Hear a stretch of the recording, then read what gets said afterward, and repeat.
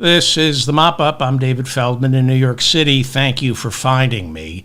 It is now official. There's reporting now in the Financial Times and Haaretz. Israeli Prime Minister Benjamin Netanyahu has given the go-ahead to ethnically cleanse all of Gaza, which is a crime against humanity. According to the Financial Times, the Boston Consulting Group, that's an international consulting agency working with two associates from the Tony Blair Institute, have devised a plan to remove every single Palestinian from Gaza in order to facilitate the White House vision for a Trump Riviera in Gaza. I'll have more on this later on in the show. The death toll from the flash floods in Texas has surpassed 100, with Governor Greg Abbott warning it will double as rescue workers discover more missing people. Later in the show, the role that climate change and lack of planning on the part of Texas officials played in all this, and why, despite Republican propaganda, the National Weather Service, FEMA, and Washington continue to be the only reliable source of assistance before, during, and after natural disasters. Donald Trump telling reporters on Tuesday he's not happy with Vladimir Putin, accusing the Russian leader of, quote, throwing BS. He said the actual word, I won't, throwing BS at the United States as America tries to bring an end to the fighting in Ukraine. Trump said, quote, he's killing a lot of people, his soldiers and their soldiers mostly, and it's now up to 7,000 a week. Trump said of Putin, quote, he's very nice all the time, but it turns out to be meaningless. Very nice all the time. Trump was then asked why last week his White House cut off any further shipment of arms to Ukraine. Trump claimed he didn't know who ordered the shipments to stop, then asked a reporter, maybe you can tell me who in my White House was responsible for cutting off the arms shipments, and everybody laughed. Trump said on Tuesday, in light of recent developments, he would make sure Ukraine began receiving more American arms shipments. Trump, who in the past called for lifting economic sanctions against Russia, said on Tuesday he is now looking very strongly at a bipartisan bill introduced this year by Senators Lindsey Graham and Richard Blumenthal, which would slap a 500% tariff on any country purchasing oil from Russia. Russia's two biggest customers are India and China. Speaker Mike Johnson is on record saying he would support that bill. There are now reports CIA Director John Ratcliffe made a criminal referral to the Justice Department, accusing former FBI Director James Comey of making false statements to Congress regarding Russian interference in the 2016 presidential election. Trump fired Comey in 2017 after Comey refused to drop the FBI's investigation into Russiagate. Department of Justice officials are now confirming an FBI criminal investigation looking into James Comey now underway. The report also says the criminal investigation includes former CIA Director John Brennan, who Trump accused of falsifying evidence of Russian interference in the 2016 election. I'll have a lot more on this later in the show. Homeland Security Secretary Kristi Noem announced that passengers going through airport check-ins will no longer have to remove their shoes. But we still have to remove our belts, coats, laptops for screening, and liquids must be taken out of our bags. This is the Mop-Up. I'm David Feldman in New York City. Thank you so much for finding me. Please like this episode so I remain in your feed. Share it. Subscribe to this channel. Hit the notifications bell as well so you know when I go live. I don't have a consistent schedule yet. I'm working on it. 53-year-old Roman Starovet, Russia's Minister of Transportation, was found dead hours after Vladimir Putin fired him amid accusations of embezzlement. Authorities say he died from a self-inflicted gunshot. And by self-inflicted gunshot, they mean someone killed him by suicide. It's going around, getting killed by suicide. According to the Justice Department, Jeffrey Epstein was killed by suicide. Case closed. Epstein was killed by suicide. Epstein committed suicide, and the Justice Department now refuses to say who committed it for him. In a newly released memo, first uncovered by Axios, the Department of Justice and FBI concluded not only that Jeffrey Epstein died by suicide, but that he didn't blackmail famous politicians and business leaders by videotaping them having sex with minors. No tapes of powerful men. The memo says, quote, "This systematic review revealed no incriminating client list. There was also no credible evidence found that Epstein blackmailed prominent individuals as part of his actions. We did not uncover evidence that could predicate an investigation against uncharged third parties," unquote. Pretty funny. Wow. No client list. No client list. No list of men to whom Epstein provided underage girls. The Department of Justice says in its memo that Epstein trafficked nearly 1,000 minors, but there was no list of powerful men or clients that he ordered these girls to be assaulted by. No client list. Even though, as the New York Times reported, our Attorney General, Pam Bondi, back in February, told Fox News that Jeffrey Epstein's client list, quote, "is sitting right here on my desk and will be released shortly." Now, there's suddenly no client list. The 1,000 minors, all for Jeffrey Epstein.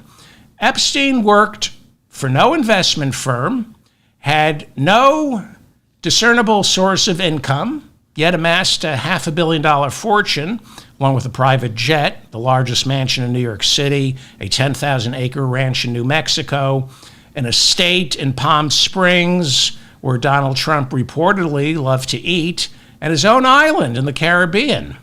I guess he accrued all those riches depending on the kindness of wealthy politicians and business leaders who just like giving him their stuff.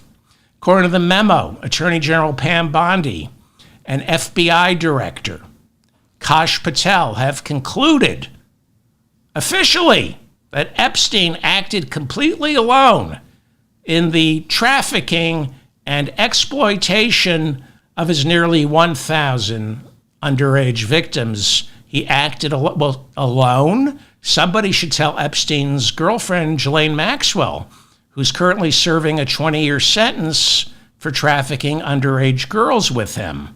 He acted alone. The memo says he trafficked all by himself, nearly 1,000 victims, which is odd because Epstein doesn't exactly sound like a do-it-yourself kind of guy. In the memo, they say the FBI seized more than 10,000 videos, most of which constituted child pornography, which is why these videos cannot be released to the public. I guess thanks to the Doja cuts, the FBI no longer has the technology to blur out faces and bodies. I guess we can't see that. So we should just take their word for it.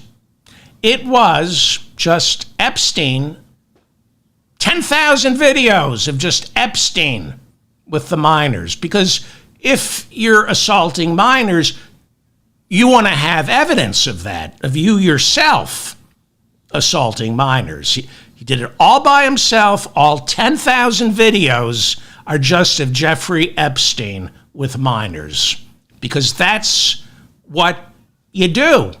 You videotape yourself having sex with minors, because that way you don't have any evidence. This is what the Justice Department memo says. And when has Kash Patel, who right before becoming FBI director sold detox pills that promised to remove the COVID vaccine from your system, when has Kash Patel ever misled us? And when is Pam Bondi, who served as Trump's first impeachment lawyer, who claimed Trump won Pennsylvania in 2020, who later said there was a peaceful transfer of power when Joe Biden took office? Pam Bondi, who claimed Kilmar Abrego Garcia was a convicted member of MS-13 who took part in a conspiracy to murder his rival gang leader, even though she offered no evidence. When has Attorney General Pam Bondi ever misled the American people? The Justice Department concluding Epstein never shared the minors with any of his guests, kept them all to himself. Not exactly the best host. And yet, powerful men like Bill Gates, Prince Andrew, and Woody Allen kept coming over for dinner. World leaders who could afford the best hotels in Manhattan, for some reason, preferred instead an overnight stay at Epstein's apartment. Why? Because of Epstein's famous slumber parties, where the guys, and only the guys, got to stay up all night sipping Mountain Dew, flipping baseball cards, while watching the Star Wars trilogy. So now, according to the Justice Department, this case is closed. The Trump Justice Department concluding there was no further evidence suggesting the need to investigate or charge any other Epstein friend or associate with a crime. Nearly 1,000 victims, tens of thousands of videotapes, flights to Europe, the Virgin Islands, a painting of Bill Clinton as a transvestite prominently displayed in the lobby of Epstein's Manhattan apartment. Those red pumps are slimming. And he did it all by himself. All by himself. Why would Jeffrey Epstein keep this picture in the lobby to his New York City mansion? This was the first thing world leaders saw when they walked through the doors. You walked in, and to the right, a painting of Bill Clinton in a blue cocktail dress, pointing his finger directly at the viewer as if to say, "What are you looking at? Who you passing judgment on? You think you're any better than I am?"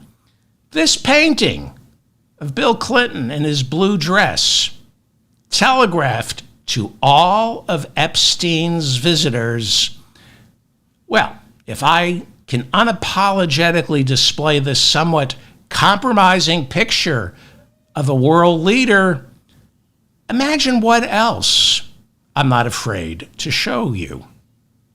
Back in 2019, when Epstein finally got arrested, Trump was president, and his attorney general was Bill Barr, who supervised the arrest and prosecution until Epstein was found dead.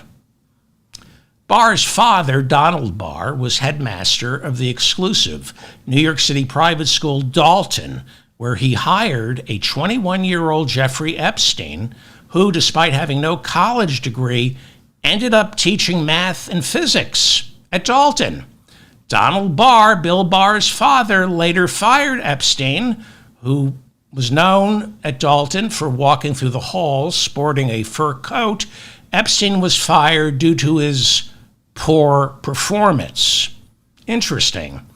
At the same time, Bill Barr's father, Donald Barr, also authored this book, Space Relations, a science fiction Gothic novel in which the intergalactic power brokers engage in torrid relations with their enslaved, underaged females. Critics described it as creepy. Really. It is, to say the least, a graphic novel. So coincidences like that often give rise to conspiracy theories, but I don't buy into it, and I really don't. I don't think Donald Barr, Bill Barr's father, shared anything with Jeffrey Epstein other than a job, and then fired Epstein because Epstein was a bad teacher. And that's it. I don't believe back in 2019, Bill Barr, as Attorney General, was protecting Epstein because there was some familiar relationship. But I do understand how low information QAnon conspiracists looking for simplistic answers, looking for some grand unifying theory that explains everything so they don't have to read, I can understand how they can come to view this as part of some massive conspiracy. Because it is part of a massive conspiracy, but not the conspiracy the QAnon people believe, okay?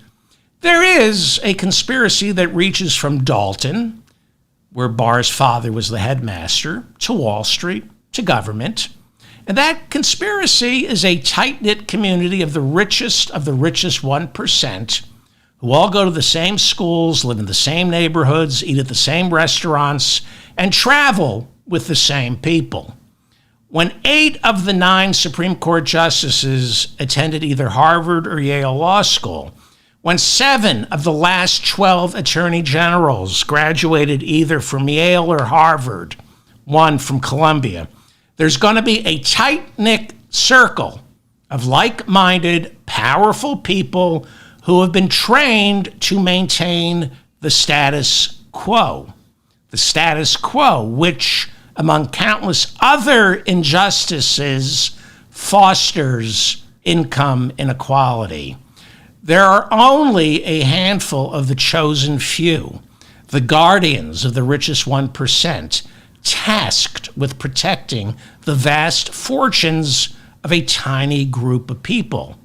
And if that tiny group of people don't all know each other, they try to know each other by anticipating their needs and wants, and the people below them service their wants and needs, which is a form of neo-feudalism, where money gets sucked up to the richest of the richest, while the bottom feeders like you and me down below are either brainwashed into gratitude for the few uneaten morsels that fall from their laps, or we get locked up for lack of appreciation.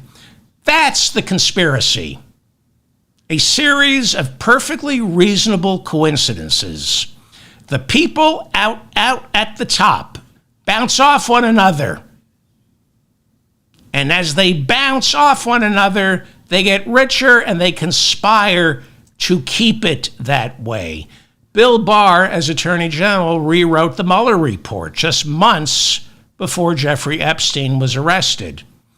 Robert Mueller concluded that the Russians interfered in the 2016 presidential election, that the Trump campaign had improper contact with Russian government officials in the lead-up to the 2016 presidential election, but because it was the official policy of the Justice Department not to prosecute sitting presidents, no criminal referral was made.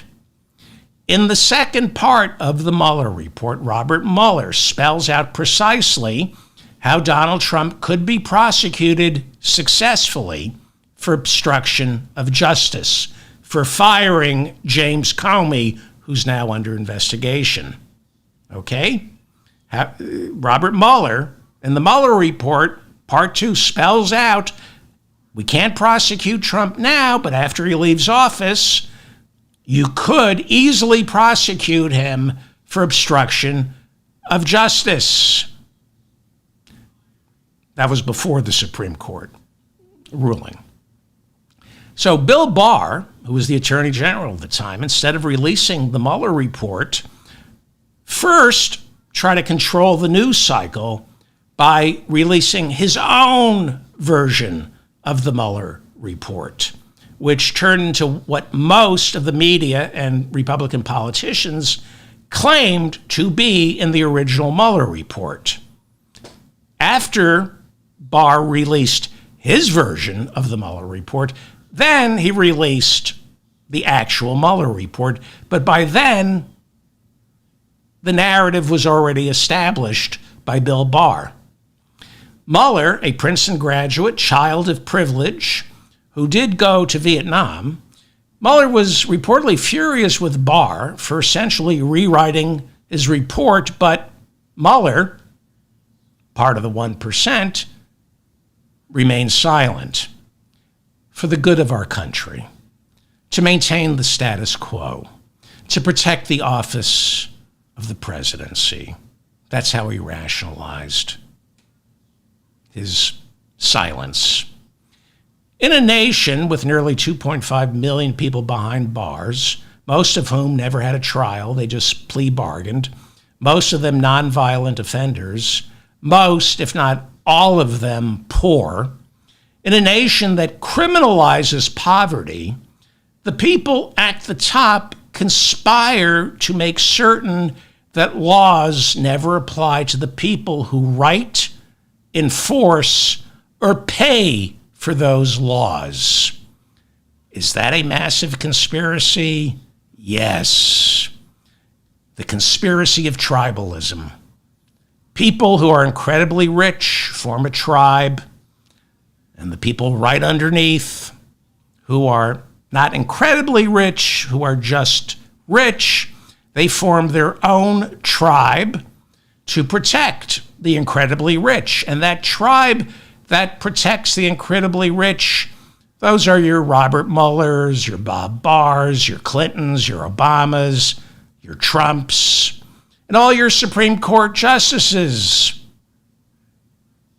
who all graduate from the top schools. And they can't graduate from the top schools, and they can't bump in to the right people unless early on, when they're in their late teens, they display sufficient fealty to the ruling class. To Epstein's credit, he was a college dropout, but he had enough money to buy his way into people assuming he was a Harvard man. Zoe Greenberg, back in 2019, wrote a fantastic piece for the Boston Globe where she detailed the millions Jeffrey Epstein threw at Harvard, paying not just for buildings, but also establishing the program for evolutionary dynamics.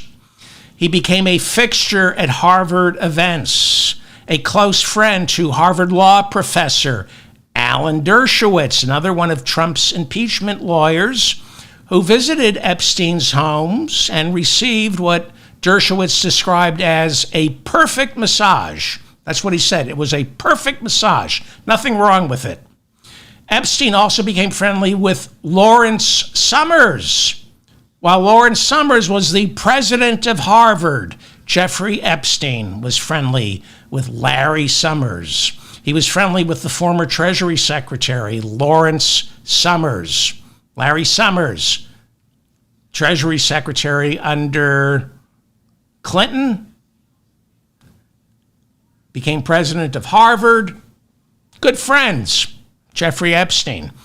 Epstein became friends with other Harvard luminaries like its Dean of Faculty of Arts and Sciences, Henry Rosofsky, and Professor Emeritus of Psychology, Stephen Koslin. That is Epstein, with Harvard's very own Alan Dershowitz. And he's wearing, look at Jeffrey Epstein, no diploma, no college diploma, but he's wearing that Harvard sweatshirt. That's Jeffrey Epstein in 2004 at Harvard with then president of Harvard, Larry Summers. That's Epstein wearing his Harvard sweatshirt, talking with artificial intelligence pioneer Marvin Minsky, whom Science Magazine described as Epstein's trusted scientific advisor. Epstein donated about $10 million to Harvard. He convinced his friends to donate millions as well. Doesn't matter that he dropped out of college. $10 million donated to Harvard, that gives you access to the most respected academics in the world. Even after his first conviction down in Florida, Epstein still had office space at Harvard. He entertained people at Harvard. He had an all-access security pass at Harvard so he could entertain dignitaries. trading on his counterfeit Harvard pedigree he had forged for just $10 million. That's how Jared got into Harvard. His father donated about $2 million. There's your unifying theory that should put to rest all the other conspiracy beliefs. A tiny handful of rich and powerful people conspiring to keep all their power and riches. It's a conspiracy as old as the scriptures. But Jeffrey Epstein right now is somewhat problematic for Trump, who got himself elected catering to conspiracy buffs, these desperately ignorant Americans searching for easy answers, who find some weird solace believing all the horror in the world can be explained away, attributed not to some malevolent God, but a cabal of nefarious predators who feast off the adrenal glands of the minors they are molesting. And Trump plays into their malleable minds, encouraging them to reject science, to reject facts, to discount all of academia and the mainstream press, to dismiss them as puppets of whomever Donald Trump wants them to despise that day. Monday, it's the deep, dark state. The next day, it's Democrats. Doesn't matter. Trump has turned shape-shifting blame into a sport, with millions of mouth-breathing illiterates willing to believe any conspiracy he lets loose. Every judge, every prosecutor, every juror in every case who goes up against Donald Trump is in on a massive socialist Marxist conspiracy paid for by George Soros to destroy our country. The next day, Venezuela is shipping millions of terrorist gang leaders into our country to destroy it. And at the core of all this is QAnon, a theory that Donald Trump was sent to Washington to clean up our government, primarily to root out the child predators inside the Democratic Party, entirely funded by George Soros. But this is a slight problem for Trump, who I have no doubt will wiggle his way out of this. But it is a problem because the Epstein story braids together the entire QAnon theory of wealthy, powerful child predators. And unfortunately for Donald Trump and QAnon followers, Trump is all over the Jeffrey Epstein story. Right? So this is a little problematic for Donald Trump. There are roughly 40 credible sexual assault allegations leveled against Donald Trump. I need not remind you of E. Jean Carroll, and I need not remind you of Epstein's decades-long friendship with Donald Trump. Now, I'm going to mispronounce her name, and I apologize. Virginia Giuffre? I'm going to call her Virginia because I don't know how to pronounce her last name. It's spelled Giuffre, and I've read about this, but I don't watch the salacious documentaries, so I don't know how to pronounce her last name because I won't watch any of the videos. I think it's Jeffrey, so I'm going to say Virginia G. Why don't I do that? This is her with Prince Andrew, and she died, allegedly, from suicide in April of this year. In February of 2022, Virginia settled with the Queen of England for an undisclosed amount to make the Prince Andrew problem go away. It's said to be worth the settlement is said to be worth north of $10 million. Now, in defense of Prince Andrew, Virginia was the age of consent by the time he had sex with her. She was trafficked by Epstein and Ghislaine Maxwell and forced to have sex with Prince Andrew more than once. But it was not statutory rape. The problem for Trump is Virginia's father worked at Mar-a-Lago, and so did she. She told NBC's Dateline that she worked while a teenager as a spa attendant at Mar-a-Lago. She was working as a spa attendant at Mar-a-Lago as a teenager when Ghislaine Maxwell spotted her there reading a book on massage therapy and recruited her to come over to Jeffrey Epstein's Palm Beach estate to give him massages. This is somewhat problematic for Donald Trump, whose name appears not just in Jeffrey Epstein's private phone book, but the flight logs for the Lolita Express as well. Epstein's former housekeeper, Juan Alessi, says Trump used to dine frequently at Epstein's Palm Beach estate. Alessi said Trump never stayed overnight and never received massages since he had his own spa back at Mar-a-Lago, which is where Ghislaine Maxwell just happened to discover Virginia. So, what do I think?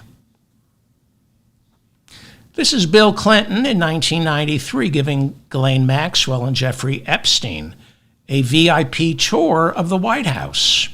Here is former President Bill Clinton, this is right after he left office, on board the Lolita Express with Jeffrey Epstein.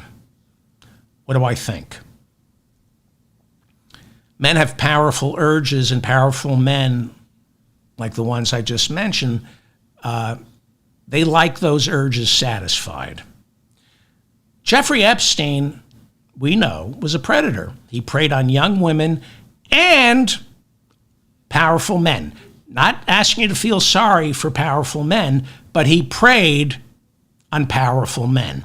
Powerful men were drawn to Epstein because he could either satisfy or titillate their vices, which is exactly what mobsters do. Mobsters figure out your weakness, capitalize on it by catering to it. So, I think I've talked about this recently. I'm going to bring it up because I'm a nobody. But I did come close to possibly ending up in Jeffrey Epstein's notebook. I live in Manhattan. I had a friend who knew Jeffrey Epstein, and he told me Epstein often entertained Woody Allen, and that there was an opportunity for me to meet Woody Allen at one of Jeffrey Epstein's little gatherings. I dream about meeting Woody Allen. And when I was told this, I kind of remembered Epstein had been arrested for something, but I wasn't quite sure. And twice I said to this acquaintance, yeah, I would love to meet Woody Allen. So luckily, the invitation never came through. I have a feeling he's no longer my friend, but I think he was protecting me. But, I think about this a couple times every year because I can imagine if I were given an opportunity to go to Jeffrey Epstein's mansion to meet Woody Allen, I suspect I would have gone, not knowing who Jeffrey Epstein was. And if you Google Jeffrey Epstein before 2019, it was bad. It was bad. But I can imagine meeting Jeffrey Epstein, and because he's a predator, if for any reason Epstein thought he could use me, would have been easily charmed by him. I know that. If I had a more successful podcast, if I were a lot more successful, I could imagine Epstein taking my phone number, insisting, I like the way you think. You should be more famous, more successful. I'm going to get you guests for your podcast. And I can imagine that happening. I can. I mean, he was too sharp to see me as a useful idiot, just an idiot, but not useful. But I can't imagine ending up in his phone book. And so I think about this when I go for walks. Sometimes I walk by that apartment, and suppose I'm invited to a party, and Katie Couric was there, George Stephanopoulos, Bill Gates showed up. Suppose I was a social climber. I would want to get invited back to Jeffrey Epstein's apartment. And that's how he would be a predator to opportunistic infections like me. I'm not interested in massages, but I'm interested in meeting those people. And eventually, if I kept going back, I would see things that didn't smell right. None of it would be out in the open, but it wouldn't feel right. And I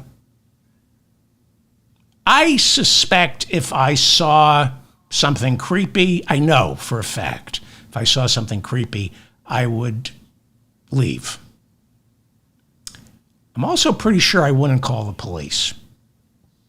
I'm embarrassed to tell you this, but if I saw something that felt creepy, but I couldn't prove it, I don't know if I would have called the police. You've got some of the most powerful politicians and business leaders in his apartment, and you feel, and I'm a little crazy and I imagine things, I don't think I would have called the police because I don't think the police would have believed me, and I don't think I would have believed what I thought I was saying. You can't report a crime as being committed by the richest and most powerful people in the world because you got a bad feeling in your stomach. So that's how he sucked in. That's how I imagine a lot of innocent people got sucked in. He's a predator. My vice is I want to meet Woody Allen, and I still do. I know there are allegations against Woody Allen from his daughter, but Woody Allen comes out pretty clean in this Epstein story. I mean, he's in the Rolodex, but there's no story. Unless I'm wrong, the Jeffrey Epstein story kind of, in some ways, doesn't exonerate Woody Allen, but the fact that he's not a predator in the Jeffrey Epstein story, then again, they haven't released the files, have they? I like to think most, if not practically, all of the men lured into Epstein's orbit were not tempted by what Epstein wanted to videotape. I also think they probably turned a blind eye. They sensed something, but didn't do anything about it. And again, I'm not defending that, but I don't know what I would have done. So I suspect, however, it wasn't 100% of his visitors who weren't on tape. I don't believe that that they're 10,000 videotapes of sex with these girls. And it's only Jeffrey Epstein. I refuse to believe that he would videotape himself 10,000 times and leave that much incriminating evidence of himself. You videotape to blackmail. And I suspect of the 10,000 videotapes the FBI has in its possession, there are other men whose names isn't Jeffrey Epstein on those videos. And I don't know how it's possible for one man to assault 1,000 minors, travel with them to Paris, London, New York, New Mexico, Palm Beach, and do it all by yourself. Don't believe it. So I can see how conspiracy theorists, I can see how they have a lot of questions. There is no question that federal law enforcement conspired during the first conviction to protect Jeffrey Epstein, who back then ended up hiring Ken Starr, the independent counsel who served as Bill Clinton's Torquemada during the impeachment over the president's relationship with Monica Lewinsky.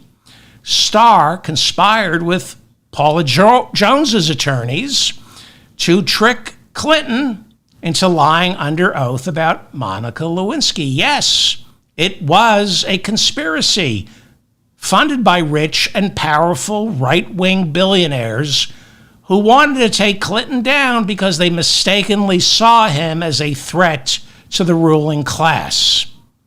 So Ken Starr, in the service of the ruling class, conspired to take Clinton down. And in the service of the ruling class, conspired to keep Jeffrey Epstein out of prison the first time he was convicted. That's the conspiracy. The rich and powerful taking care of each other. That's the conspiracy these QAnon nut jobs are too stupid to pay attention to. In February of this year, Attorney General Pam Bondi invited several prominent right-wing bloggers to the White House for what she promised to be the first in a series of unreleased portions of the Epstein files, while assuring them, the right-wing blog, the MAGA bloggers, that the Trump administration would be the most transparent presidency in American history. But now, according to the latest memo, the Justice Department will not release any more files beyond what they already handed over to those bloggers back in February. And that doesn't sit well with these right-wing MAGA bloggers, especially after they discovered those files given to them back in February were not only heavily redacted, but also contained no new evidence. It was the same crap repackaged in White House folders and official stationery. But Bondi immediately assured the MAGA bloggers more files would be forthcoming. She counseled patience. Attorney General Pam Bondi insisted hundreds of Department of Justice officials were on the case, poring over thousands of Jeffrey Epstein videos to make certain the minors in them would be protected. And now, the Department of Justice memo offers zero reason for releasing the files, and while insisting the videos are too upsetting to be made public, the Justice Department refused to say what's in them other than Jeffrey Epstein and underage girls. Thousands and thousands of videos, and we're supposed to believe it's just Jeffrey Epstein with the underage girls. The Justice Department did release surveillance video shot outside Jeffrey Epstein's jail cell. They insisted the video proved that nobody entered to murder him. This, according to the Justice Department, is proof Epstein killed himself. And now, as far as the Trump Justice Department is concerned, the entire Jeffrey Epstein investigation is completed. So they have time to investigate James Comey for Russiagate. The Independent, it's a newspaper out of Britain, reporting MAGA influencer Laura Loomer reacted to the new Justice Department memo by accusing Attorney General Pam Bondi of once again lying about Jeffrey Epstein. In calling for Bondi's resignation, Laura Loomer charged that it's no coincidence the Justice Department ended the Epstein investigation over the July 4th weekend while most Americans weren't paying attention. Before becoming director of the FBI, Kash Patel, along with his deputy director, Dan Bongino, had accused the deep dark state of engaging in a massive cover-up to protect Epstein's high-profile clients, who had been supplied, they insisted, a never-ending supply of underage girls. They questioned the suicide story. They wanted to see the client list. They promoted the theory that Epstein was working for domestic and foreign intelligence agencies, videotaping powerful men in compromising positions in order to blackmail them. But now, they say the investigation is over. They're telling MAGA and QAnon followers it's time to move on. That is one of the many QAnon flags carried into the Capitol on January 6th, which the people carrying those QAnon flags later claimed was a false flag operation. The people carrying the flag into the Capitol say it was a false flag operation. See, you don't have to read, you don't have to pay attention. You just get, if you're schizophrenic, that's all you need is your mental illness to get to the bottom of everything. One of the central pillars of the MAGA universe is Donald Trump, who is fighting a giant army of child predators led by politicians like Hillary Clinton and celebrities like Tom Hanks. These QAnon conspiracy theorists, they all saw the Epstein tapes as their Rosetta Stone that would help crack this network of international sex traffickers who they believe literally feast off the adrenochrome of minors. Adrenochrome. Adrenochrome, I think, was invented by Kurt Vonnegut, but it's based on adrenal glands. The theory, I think it's Kurt Vonnegut who dreamed up the word adrenochrome. Let me know in the comments section. But the idea is people like Hillary Clinton, they get children, they feast on their adrenal glands while wearing their skins. This is what QAnon believes. So Patel and Bongino over at the FBI are now politely asking QAnon followers to move on. Trust the plan, as they say in QAnon. In other words, don't ask questions. I know you like to ask questions. Trust the plan. It'll all reveal itself in the future. But Alex Jones launched into a tearful attack Monday. He broke down and cried after the Justice Department said it would deep six the Epstein files. Jones warned that by keeping the files secret, Trump lost the support of his most ardent disciples, including Cat Turd. That's what Alex Jones said on his video, that Trump lost Cat Turd. Oh, no. First Musk, now cat turd? Trump lost cat turd? Everyone knows when you lose cat turd, big balls is sure to follow. I would have played the tape of Alex Jones dignifying cat turd, but I didn't want to dignify human turd Alex Jones. I didn't want to give him any oxygen. So, cat turd, Alex Jones, they're abandoning Donald Trump because, as they say over at QAnon, they say, where we go one, we go all. Jones said the Justice Department had no choice but to drop the Epstein investigation due to pressure from the CIA, Israel's Mossad, and England's MI6, which, Jones says, was using Epstein to spy on their enemies. Jones said Patel and Bongino want to tell the truth, but they fear getting tortured.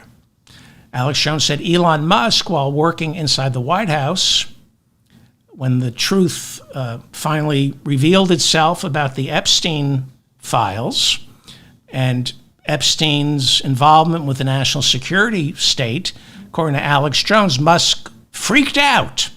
He said Musk freaked so completely out, it aged Musk 10 years. Jones said Musk, like Patel and Bongino, is terrified of going public with any future revelations. Well, that sounds great, except Elon Musk reacted to the news of Epstein's files remaining secret by calling it the final straw that destroyed his relationship with Donald Trump. Musk this week called Trump's promise of transparency when it comes to Epstein, quote unquote, a farce.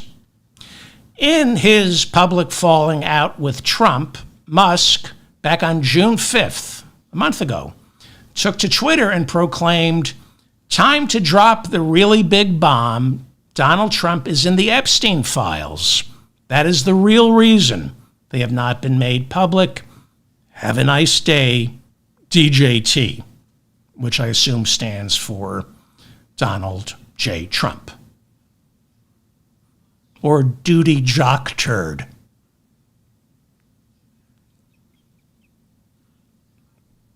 Maybe it stands for Duty Jock Turd. Or Donald J. Trump. Look, I was going to do a show yesterday. I'm going to talk about Gaza momentarily. I was reading, everything got to me. I couldn't do a show yesterday. I was prepping the show, and the news made me physically ill. So if I say Duty Jock Turd occasionally, that's the worst I say. Get over it. Duty Jock Turd.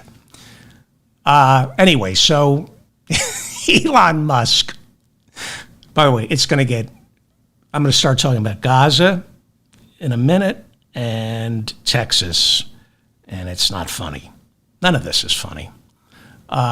So last month, June 5th, Elon Musk said they won't make the Jeffrey Epstein files public because Donald Trump is all over them. And then in an attempt to make peace with Trump, Musk later deleted the tweet. But Trump's decision to forge ahead with one big beautiful bill, which eliminated tax credits for purchasers of Teslas, led to what now seems to be an irreparable split between the two man-babies.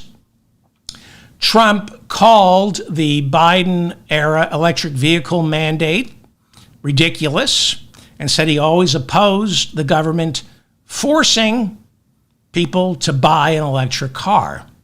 Trump said of Musk, quote, "Elon was wearing thin. I asked him to leave. I took away his EV mandate and he just went crazy," unquote. Musk took to Twitter on Tuesday accusing Trump's political guru, Steve Bannon of being in the Epstein files, but offered no proof. On Sunday, Musk took to Twitter and asked, what the heck was the point of Doge if he's just going to increase the debt by $5 trillion? You finally realize that, Elon? Musk then accused Trump of, quote, using me, and then accused Treasury Secretary Scott Bessent of being a Soros stooge, incapable of doing math. So there are reports Musk and Bessent shoved and punched each other outside the Oval Office during an argument over tariffs, which Musk opposes. Musk opposes tariffs. Bessent supports them. Bessent called Musk a fraud, and according to the reports, Musk assumed a rugby player's pose and then proceeded to shove his shoulder into Bessent's chest, and Bessent reportedly threw a punch. And the two had to be separated, much to Trump's delight. Reportedly, Trump came out of his office, saw them fighting, and could not have been happier. Here is Treasury Secretary Scott Bessent on CNN reacting to news that Elon Musk announced plans to follow through with his threat to form a third party if Republicans went ahead and passed one big, beautiful bill. Not a big secret that you had your differences with Elon Musk when he was working in the administration. He announced this weekend that he is starting a new political party. Does that worry the Trump administration? The principles of Doge were very popular. I think if you looked at the polling, Elon was not. So I believe that the boards of directors at his various companies wanted him to come back and run those companies, which he is better at than anyone. So I imagine that those board of directors did not like this announcement yesterday and will be encouraging him to focus on his business activities, not his political activities. Well, the Financial Times reporting Tesla shares plummeted on Monday, down nearly 7%, as traders saw Musk's third party as just another way to antagonize Trump and sabotage Tesla, whose stock is down nearly 20% in the 5 weeks since Musk left the White House. Tesla stock was up about 1% on Wednesday. The Financial Times... The Financial Times also reporting Tesla sales are down as consumers around the world find Musk's right-wing politics distasteful. You're selling environmental friendly. Your fortune is predicated on selling electric vehicles to combat global warming. And you get into bed with science deniers. Smart move, Elon. In launching his new America Party over the weekend, Musk said it was necessary to save our democracy from the one-party system. I think it's necessary to save our democracy from you, Elon Musk. He wrote, by a factor of 2-1, you, the American people, want a new political party, and you shall have it. Today, the America Party is formed to give you back your freedom. Trump responded to the new party. There we go again. It's happening again. Well, enjoy this. My gimbal is all screwed up. So I know how to fix it now. I think. Okay. No, I don't. You mother. You bastard. This is the mop-up. I'm David Feldman. If you're enjoying any of this, and this is the best part of the show, stop. Let me, AI mode. There's some AI,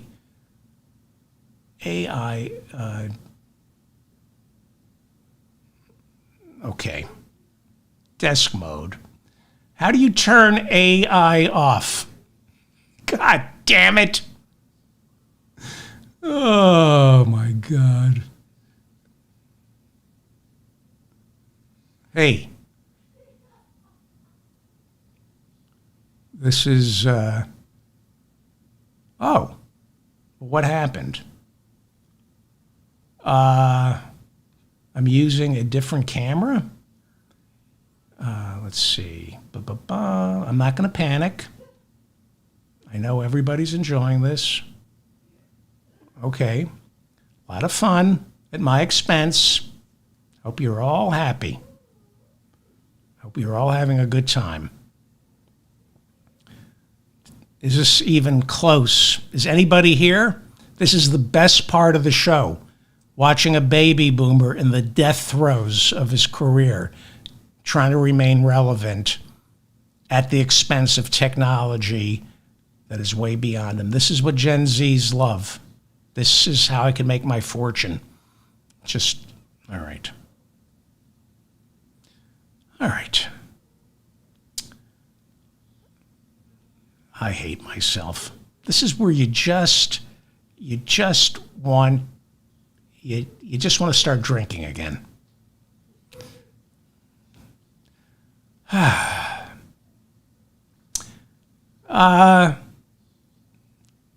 right. Trump responded.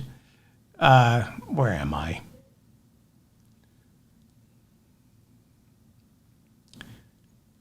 Trump responded to the new party by calling Musk a train wreck who has gone completely off the rails like this show. And Trump warned third parties offer nothing but disruption and chaos, as opposed to the common serenity we're enjoying now from Donald Trump. All right, I'm going to talk about some stuff now that's serious. I want to make sure we're okay. Let me just, I know. All right. All right.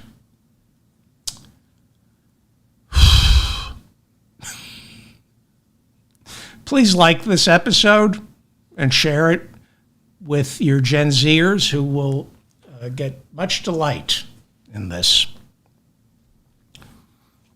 Oh, I hate my life. I really do. I hate the news. And okay. So, are we there? See, I don't believe there's a conspiracy to destroy my show. I can do it all by myself. I don't need the National Security Agency sabotaging me. What's going on here? This is where I should be taking phone calls, right? Telling me I suck. As if I need to know that. As if I don't know that already. All right. Here we go. Let's pretend none of this happened. Musk and Trump's Doja cuts are being blamed for the more than 100 deaths from the July 4th flash floods that hit Texas, where the river wall rose nearly 30 feet as the hill country and Concho Valley received several months of rain in just hours. The death toll right now stands at more than 111, with at least 161 reported missing. Texas Governor Greg Abbott telling reporters the number of dead will likely double as rescue teams discover more bodies.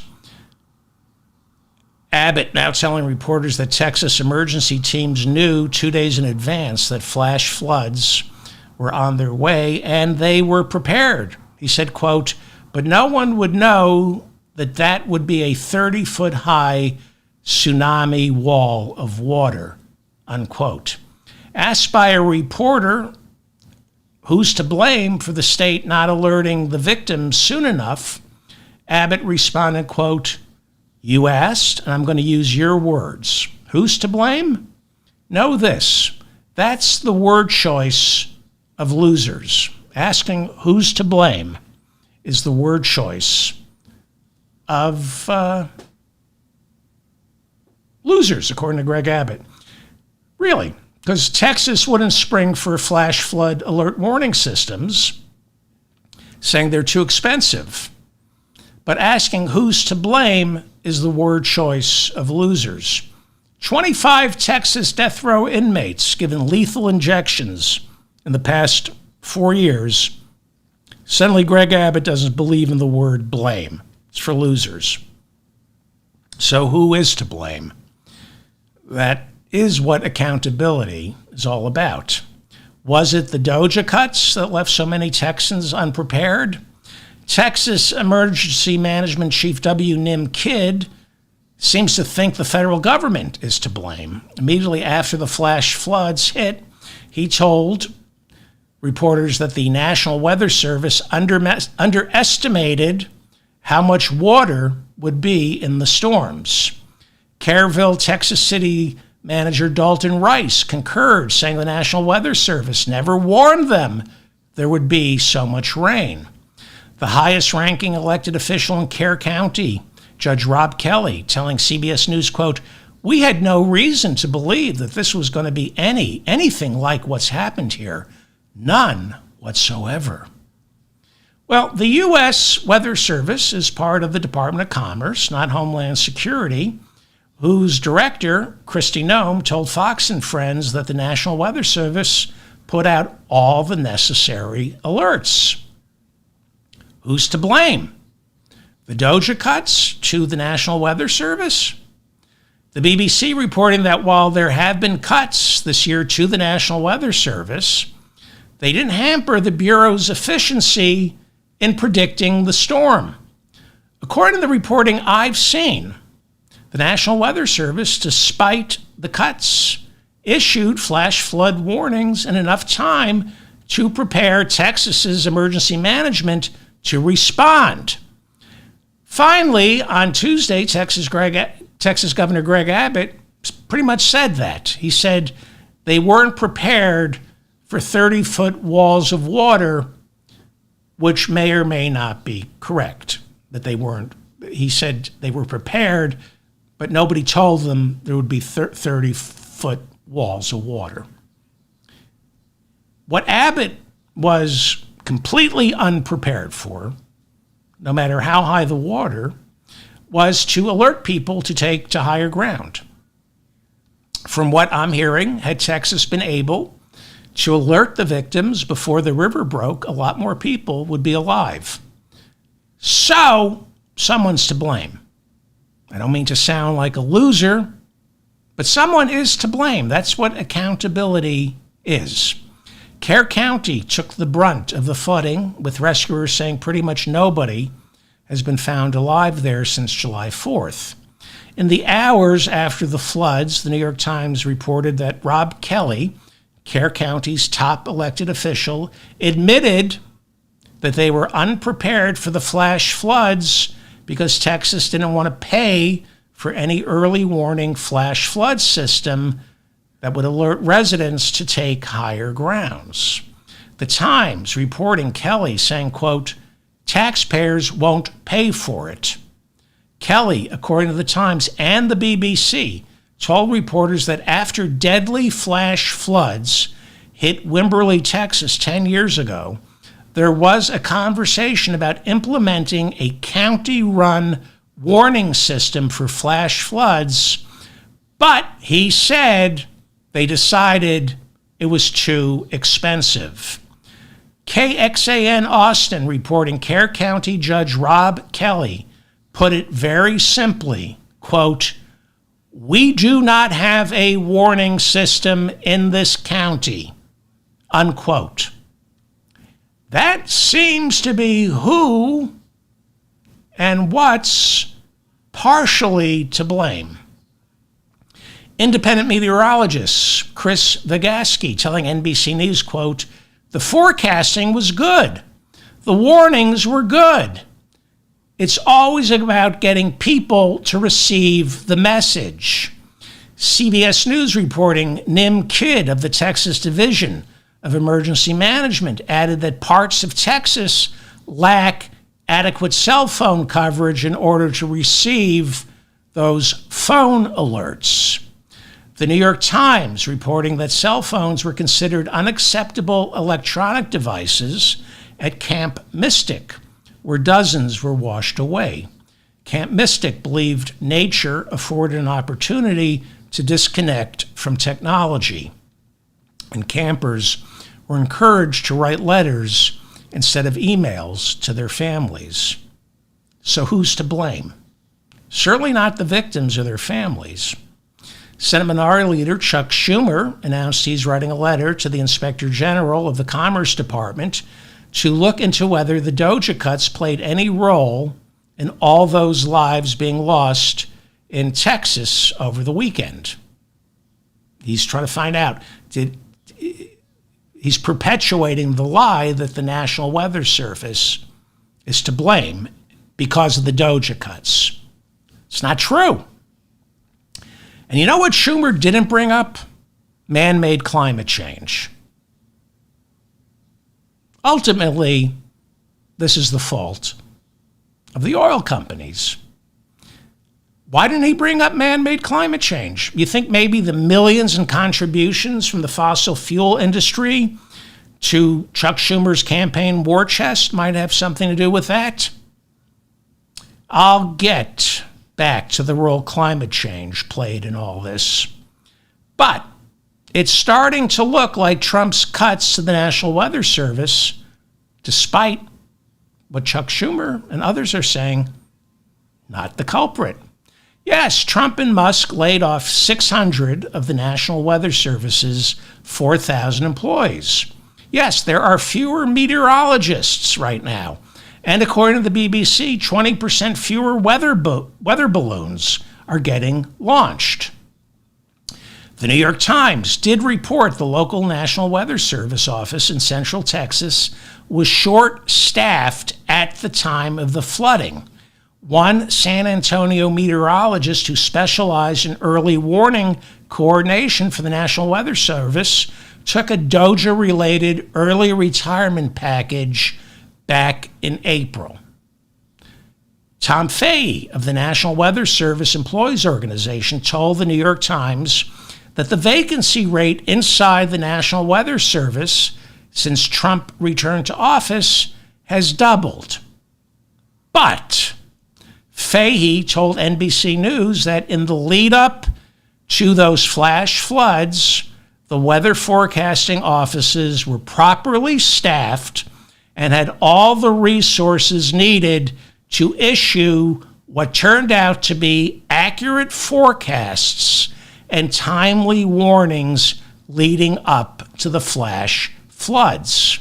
In other words, the federal government, even while it's under assault by Trump and Musk, did its job. Federal employees take their jobs not just seriously, they see their work as a sacred trust, and they will log long hours if there are budget cuts because lives are on the line. That didn't stop the United States Supreme Court from ruling on Tuesday that Trump can proceed, at least temporarily, in dismantling the federal workforce by laying off tens of thousands of employees inside the State Department, Housing and Urban Development, and over Treasury. The federal government is not to blame. Maybe I'm wrong, but leave a comment, but from what I'm reading and from what people are telling me, the fault lies with Texas officials unwilling to pay for the flash flood warning systems. The science was there, but Texas wouldn't spend the money to get the word out. Independent meteorologist Chris Vygotsky said, quote, "The forecasting was good. The warnings were good. It's always about getting people to receive the message. It appears that is one of the biggest contributors to this catastrophe, that last mile. Texas wouldn't spring for the last mile. Emergency alerts, flood warning alerts. Texas, the state that still refuses Medicaid expansion under Obamacare. This is the state that says the federal government can't do anything right. But on July 4th, it was the federal government that did its job. Texas did not. Keep that in mind, because Trump and Republicans say this is going to be FEMA's last year as they plan to zero out the budget for FEMA, claiming states can do a better job responding to natural disasters than Washington can. Do you believe that? Texas doesn't. They asked for an emergency declaration so FEMA could come in. FEMA works. The Washington Post late last night came out with an analysis of FEMA maps that advised 13 camps along the Guadalupe River and its Kerr County tributaries, which were completely flooded over the weekend. These maps said these areas were located inside high-risk flood zones. FEMA said these are not the place where you want to be during a downpour. Even Texas Republican Senator Ted Cruz defended the National Weather Service, saying that in anticipation of Friday's rain, there had been extra staff working the agency. Now, of course, Ted Cruz said this not to defend the federal government, but to defend the Doja cuts. Cruz was on holiday vacation in Greece when the floods struck. According to the Daily Beast, Cruz and his family were touring the Parthenon on July 4th when the flash flooding began. And according to the Daily Beast, Cruz grunted. His wife gave an American tourist a dirty look when that tourist shouted, 20 kids dead in Texas and you take a vacation. Sadly, it turned out to be way more than 20. You might remember 4 years ago during the winter storm Uri, which killed hundreds in Texas, so winter storm, Cruz hightailed it to Cancun because he said, I wanted to be a good dad. Cruz returned from his holiday on Monday. According to the BBC, he told reporters, this is not a time for partisan finger-pointing. He's right. It is not a time for partisan finger-pointing. It is the time for existential finger-pointing. Ted Cruz in the past decade has lied repeatedly about global warming, saying, quote, according to the satellite data, there's been no significant global warming for the past 18 years. Just a lie, an effing lie. Cruz also said, quote, many of the alarmists on global warming, they've got a problem because the science doesn't back them up, unquote. 99.999% of the scientists say we're at the tipping point. The 0.01% are paid charlatans. Ted Cruz said climate change is the perfect pseudo-scientific theory for a big government politician who wants more power. And then he added, because it's a theory that can never be disproven. Because it's a theory that can never be disproven. Well, you got that right. It's a theory that can't be disproven. The BBC's climate correspondent, Justin Rolott, writes the link between climate change and those flash floods in Texas is inseparable. He writes, the warmer the temperature, the more moisture in the clouds. And when those clouds break, the heavier the rainfall. He writes that for the past 200 years, scientists have known that when you raise the temperature by 1 degree, you increase a cloud's capacity to hold moisture by 7%. In other words, a county in, say, Massachusetts or New Jersey that usually hits 90 degrees this time of year, but instead starts hitting 100%, is going to see much heavier slower moving clouds carrying tons of moisture that unleash incredibly wetter, life-threatening flash floods. That's how it works. So yeah, I understand the temptation to blame the DOJA budget cuts for the tragedy in Texas.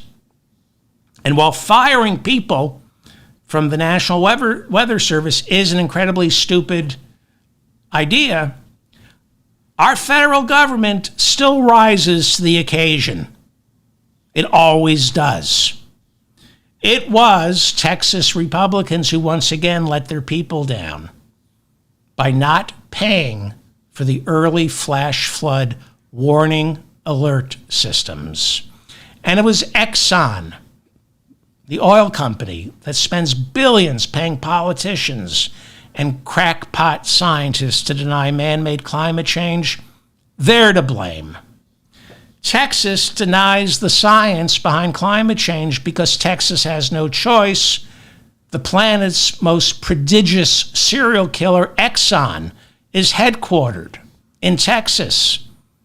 Meanwhile, the weather in Texas gets more unpredictable. Frozen pipes in the winter, heat waves, droughts, tornadoes, hurricanes, and flash floods, while they continue to mock the grave truth that Exxon is killing us. Texas continues to ignore science, which is why the year is only half over. And 2025 already has the highest number of measles cases in 33 years. That's thanks to Texas. Thanks to Texas, measles, a disease that the United States officially wiped out in 2000, is now back with 1,277 confirmed cases, and according to the Washington Post, 155 hospitalized and 3 people dying from it. 2 of the 3 who died were perfectly healthy, unvaccinated children living in Texas. Between 2001 and 2024, a total of 3 people died from measles in this country. Now, so far, 3 in 1 year. Where did this measles outbreak start? West Texas, where, according to the Washington Post, 750 cases have been reported since late January, but that number is believed to be much higher since many of the cases in West Texas go unreported.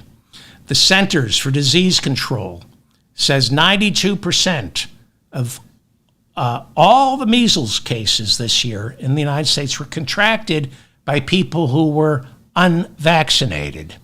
The other 8%, they don't know if they were vaccinated or not. You're listening to The Mop-Up. I'm David Feldman in New York City. Thank you so much for finding me. Please like this episode so I remain in your feed. Please subscribe to my newsletter, subscribe to this channel, hit the notification bell so you'll know when I'm putting out a new episode.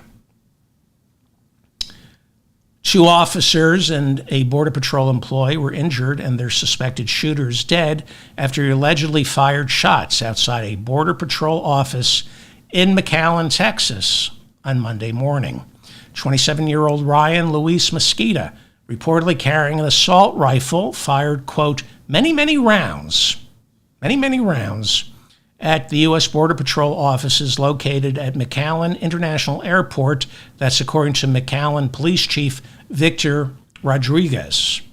In a separate shooting on July 4th in Alvarado, Texas, outside the ICE Prairieland detention facility, an officer was reportedly struck in the neck when at least one suspect opened fire. The officer, who was reported to have been struck in the neck by a bullet, was treated and then immediately released from the hospital. CBS News Texas reporting local police in Alvarado, Texas, arrested at least 10 masked suspects for attempted murder. The suspects were believed to be wearing body armor, dressed in black, vandalizing police cars and security cameras right before the gunfire took place. Police say 20 to 30 shots were fired from what they suspect were AR-15 style rifles, although there's reported that there was only one rifle. The FBI saying those arrested participated in a planned ambush by lighting off firecrackers to lure police outside of the building when someone opened fire. We'll be following that story. After these two incidents, Border Czar Tom Homan said attacks on ICE agents are up 700% this year. He offered no data to back that up. Tom Homan told Fox News that Democrats in Congress are to blame for these attacks on ICE agents. They're to blame because they call ICE agents Nazis. That's what Tom Homan said. He said these shootings outside the ICE detention facilities, it's because of Democrats calling ICE agents Nazis.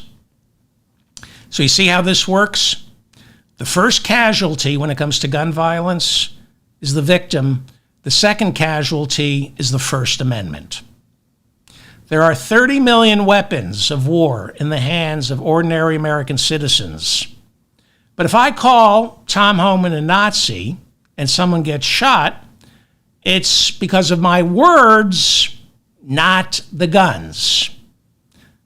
Nobody should be shooting the police. Nobody should be shooting ICE agents. And nobody should be able to purchase an assault weapon to shoot the police officer or the ICE agent. My suggestion is if Border Czar Tom Homan, the Nazi who invented family separation, if this Nazi doesn't want ICE agents to get shot at, the first thing Tom Homan should be calling for is an assault weapons ban. But Tom Homan believes the Second Amendment is the check and balance protecting ordinary American citizens from an overly intrusive federal government. People like Tom Homan believe Americans should be heavily armed in order to prevent a police state, unless, of course, it's Tom Homan's police state. So everybody can buy a gun, but we just have to watch what we say. I have yet to find any evidence of migrants, while getting rounded up by ICE, fighting back. I have zero evidence of that. This past couple of days, there seems to be a problem now with gunshots outside two ICE detention facilities in Texas where it's very easy to get an assault weapon. This is not a good trend. It is not a good trend. Shootings outside ICE detention facilities. It's not good.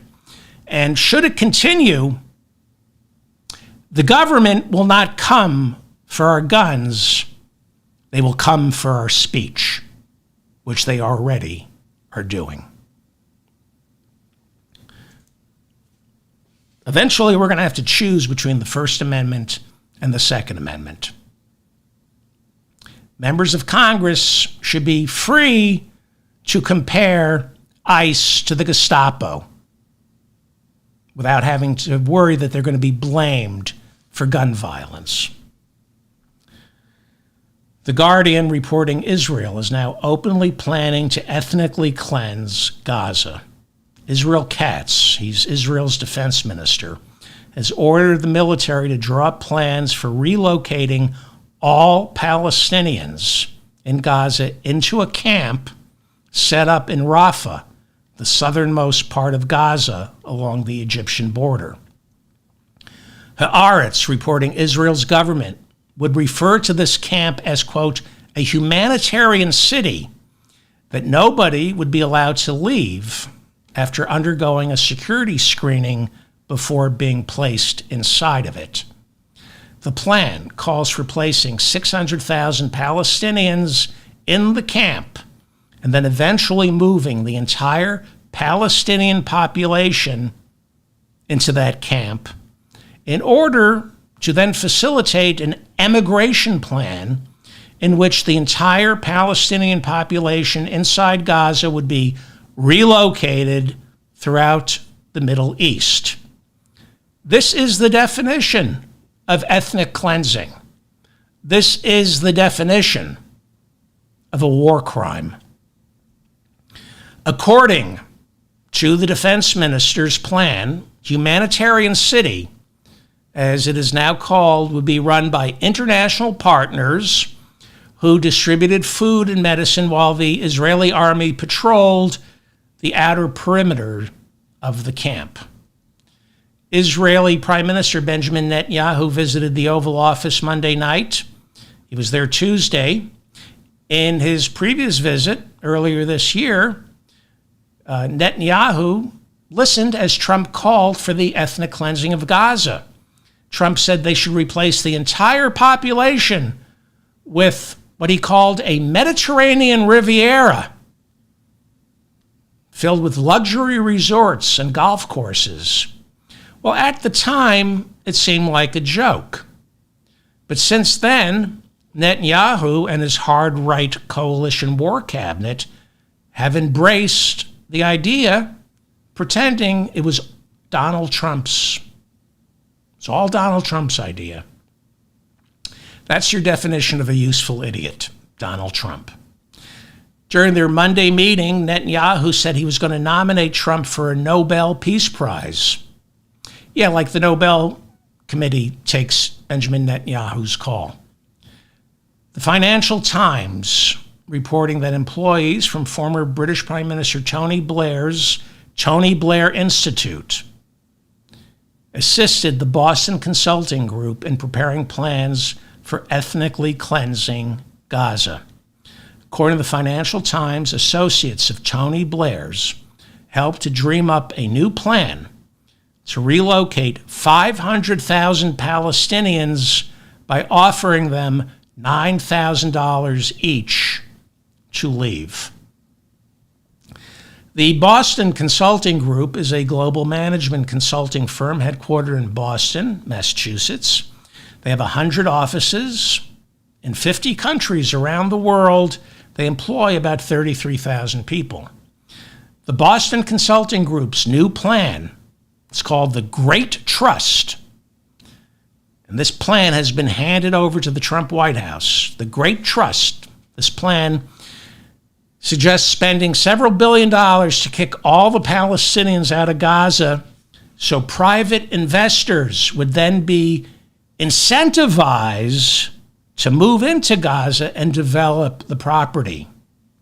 This is an actual presentation, a slide from their, what they call a deck. This is a deck of a picture, artist rendering of what Gaza would look like after the Palestinians had been removed. This is how they envision an ethnically cleansed Gaza. The Financial Times reports the Boston Consulting Group, working with employees from the Tony Blair Institute, prepared a presentation promising to turn Gaza into, quote, a Trump Riviera that included, quote, Elon Musk smart manufacturing zones, as well as artificial islands similar to the ones built in Dubai. The Financial Times reporting that at least 2 of Tony Blair's associates participated in drawing up the plans for the Great Trust. One of Tony Blair's associates wrote a detailed memo for the Boston Consulting Group in which Tony Blair's associate offered the silver lining in Gaza's destruction. The silver lining being the creation of, quote, a once-in-a-century opportunity to rebuild Gaza from first principles as a secure, modern, prosperous society, unquote. Tony Blair's top associates, as well as the Boston Consulting Group, see this suffering, and I'm showing you, this is not even close to what's going on in Gaza. They see this suffering in Gaza and think, if only we could ethnically cleanse this place, then we could end up with this. You see, this is the problem with not prosecuting war criminals like Tony Blair. Tony Blair is a war criminal who lied about weapons of mass destruction in Iraq. By not prosecuting people like Tony Blair, they live on to kill other people.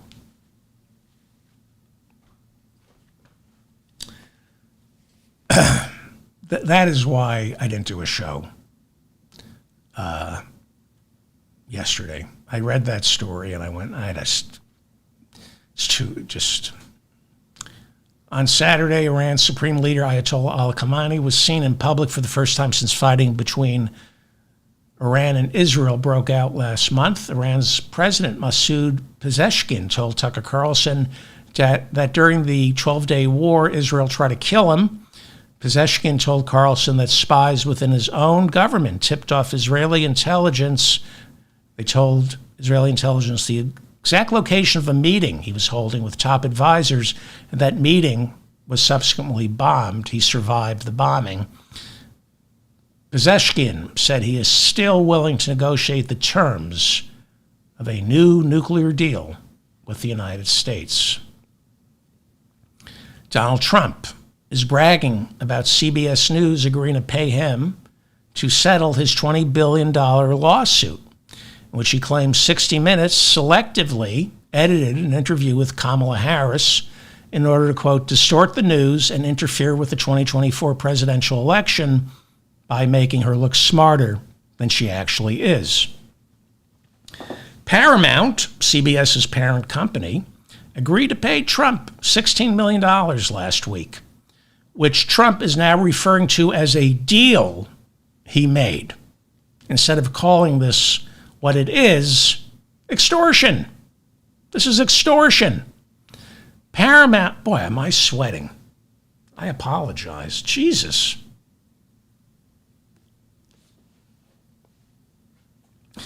Paramount is trying to sell itself to Skydance Media for $8 billion, and the FCC needs to approve the broadcast license transfers from CBS to Skydance Media. The current head of the FCC is Brendan Carr, one of the authors of Project 2025. Carr demanded to see the raw transcripts from the 60 Minutes interview and has intimated that CBS and Paramount should be held accountable and punished for distorting the news. It's a shakedown. Trump bragged to reporters that the quote-unquote deal is worth more than $16 million. He said, quote, he's bragging about this. Like, I made a deal. He said, we did a deal for about $16 million plus $16 million or maybe more than that in advertising. So the overall deal was now worth like $32 million to maybe $35 million. He's bragging about the deal. He's going to get $16 million in free advertising from CBS, in addition to the $16 million check they cut him. Trump then praised this genius, David Ellison, the CEO of Skydance Media, which is purchasing Paramount and CBS News, And he reportedly insisted Paramount pay the shakedown money in order to make sure the deal went through. So Paramount paid it.